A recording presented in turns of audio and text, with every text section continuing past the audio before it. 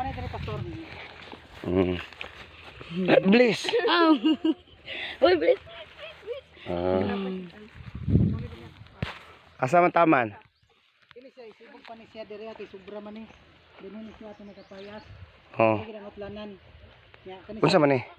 Malimo ni poste pod sa pikas puta ng utlanan. Pero isubugay ni dire kanaman dire ang sakod ani. Dito straight.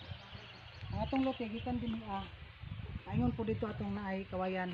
Kato. Oh, kana din na paingon dito.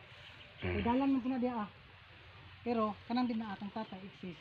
Muna yung tatay mo sibog sa daan dito kay kung padako kasi man makapaana ka dito. Mura para. Asa man ila tatay? Kana dia Kaya Sige. itong dito boundary. Kasi buwer mo na sa dia Ano siya nga?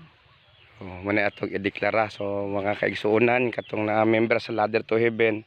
Ipakita na ko na sa inyo ha. Ibidyohan nako kay para makaibalo mo natay mga project o ang support ninyo gikinahanglan para ma-materialize ning tigumanan sa mga katutubo nga ato ang project para sa mga kaigsuunan nga magiyahan sila sa Ginoo kanang giingon sa Bible, fruit that remains.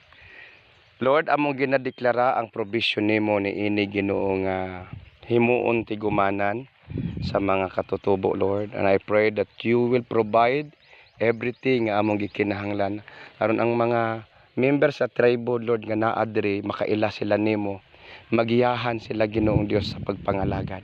Uban ni Pastor Janjan, Lord, I declare your grace and your blessing be upon this place. I declared, O God, the Lordship of Jesus Christ upon this place in Jesus' name. Amen and amen. Okay, God bless.